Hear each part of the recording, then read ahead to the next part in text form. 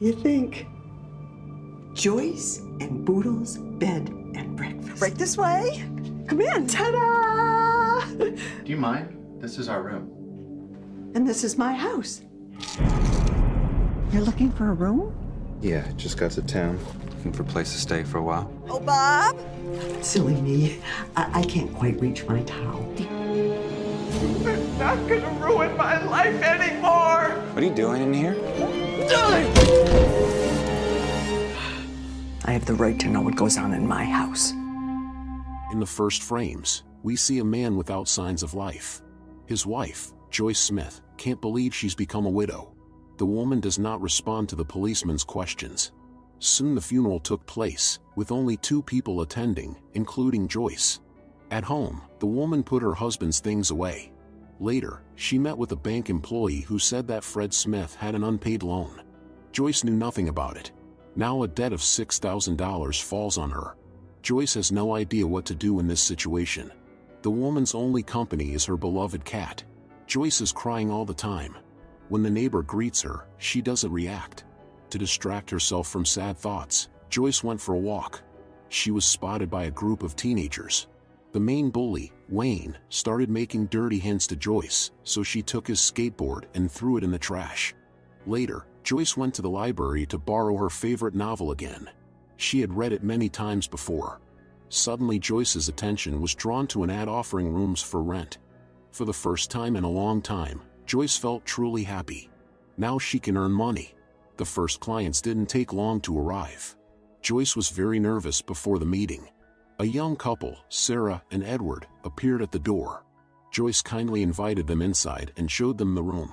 Edward seemed to not like the place. Later, Joyce baked cookies to please the clients. Edward asked her not to come in without knocking, but Joyce made it clear that she would do what she wanted in her own home. Joyce also advised Edward not to eat more than 1 cookie since he was overweight. The next morning, Joyce noticed that Sarah was upset about something. Edward wasn't home because he went to the city. The girl asked the homeowner about her husband. Joyce said that Fred passed away a month ago, but she had come to terms with it. Sarah suggested that Joyce go for a walk together. She gladly agreed and gave details of what had happened to her husband. On that day, he was fixing something on the roof. The couple didn't have children over the years of their marriage. Sarah revealed that she is a writer and had come to this small town to find inspiration for a new book. The girl also admitted that she had problems in her relationship with Edward. The past few years have been tough for Sarah. She lost her parents and now feels lonely. At home, Joyce confided to her new friend that she would give anything to experience the joy of motherhood. Soon Edward arrived and told his girlfriend that he found a better place. Sarah didn't want to leave, but her boyfriend insisted. Joyce assured her that everything was fine, but the money had to be returned. She read her favorite novel to escape from reality. At the store, Joyce found out that she had no money left on her card. She barely had enough for cat food. On the street, Wayne and his gang blocked her way. Joyce begged them to let her go, but the bullies continued their taunts. At some point Joyce kissed Wayne, who certainly didn't expect such a turn of events. The woman like crazy clung to the bully. A passerby man tried to help her, but Joyce screamed in tears that no one would touch her. On the same day, she received a letter from Sarah thanking her for the pleasant communication. The girl also said that she had broken up with Edward. In response, Joyce wrote that her life is full of bright impressions, and the business is thriving. Of course, it was a lie. Later, in the library Joyce noticed a handsome guy who was looking for a room to stay for a while. Joyce immediately offered him her apartment.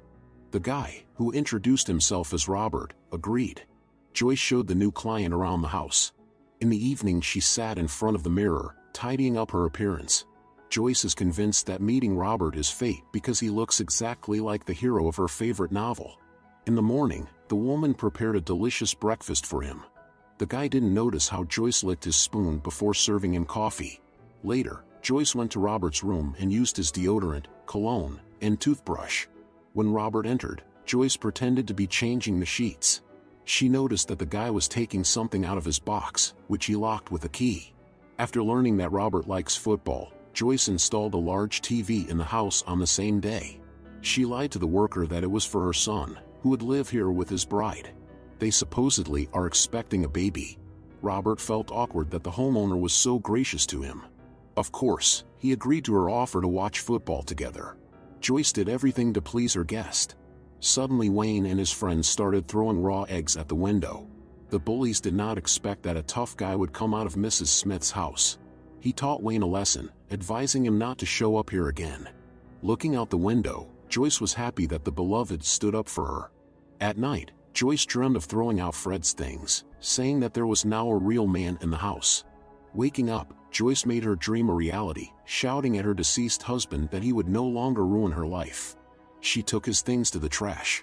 Hearing the sound of a motor, Joyce hid. Robert arrived on his motorcycle and was talking to someone on the phone, then threw something in the trash. It turned out to be a check from a local bar.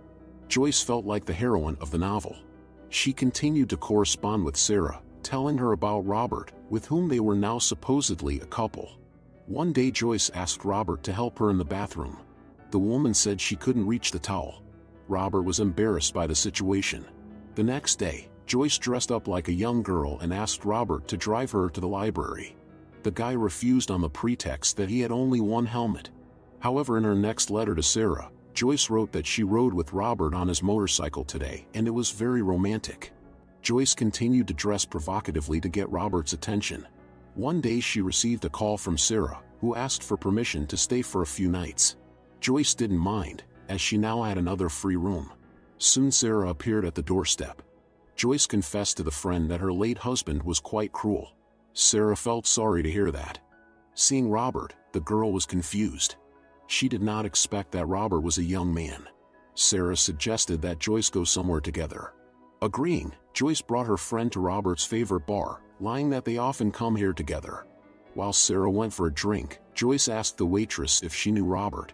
The waitress replied that he always left here with different girls every time. The entire remaining evening, Joyce was upset. The women returned home late at night. Sarah was trying to write her book. The next day, when Sarah wasn't in the room, Joyce checked her laptop, but didn't get a chance to read anything because Sarah returned. Later, Sarah knocked on Robert's door and asked if he was okay. The girl felt silly and left almost immediately. At night, she couldn't sleep and went to the kitchen, where she saw Robert, who had recently come home. He had a bruise on his face. Robert confessed that he had gotten into a fight. Sarah offered to help him. Passion arose between them right there. They had no idea that Joyce was spying on them, unable to believe that the friend had betrayed her. The next morning during breakfast, Joyce intentionally spilled juice on Sarah. The girl decided to talk frankly with the homeowner, but Joyce called her a fallen woman with no dignity. Sarah realized that something strange was happening here. She decided to ask the neighbor about Joyce. It turns out that Gladys had known her for 30 years. Joyce watched from the window, while Gladys told Sarah that Fred was categorically against having children. Joyce had suffered from this her whole life.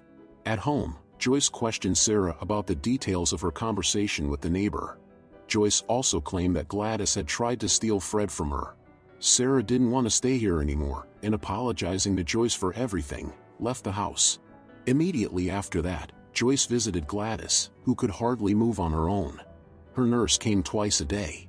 Joyce, who was deliberately friendly, suggested that Gladys forget old grudges. Gladys was glad and did not at all expect Joyce to take a pillow and attack her. When Robert arrived, he saw an ambulance. Gladys' body was being carried out of the house. Joyce was crying bitterly, talking to a policeman.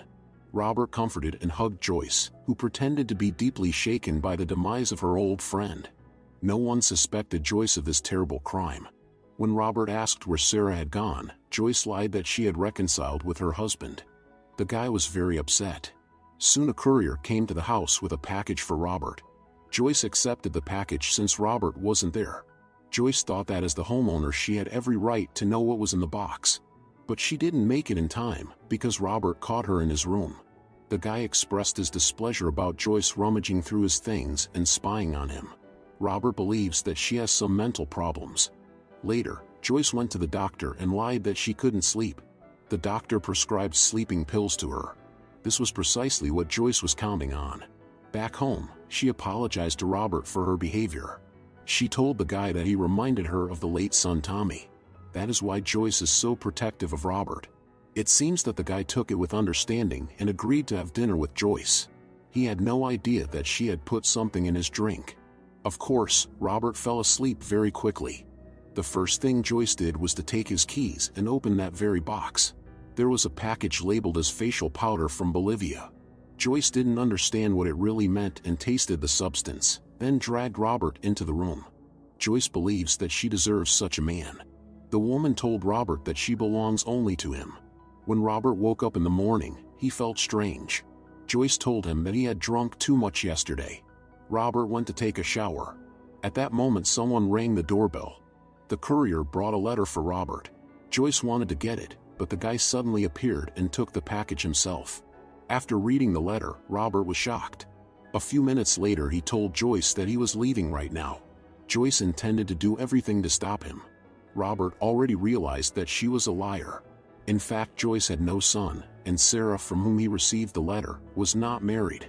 When Robert was distracted, Joyce attacked him with a frying pan and took his life, calling selfish. Joyce's dream of finding genuine love never came true. Later, Joyce read Sarah's letter and learned that she was pregnant. Now her child will be fatherless, and Sarah will be a single mother. Joyce fantasizes that if something happens to Sarah, she can take her child. The woman created a burial place in the garden. In Robert's box, Joyce found an envelope with money and immediately wrote to Sarah that she received an inheritance and decided to go on a trip.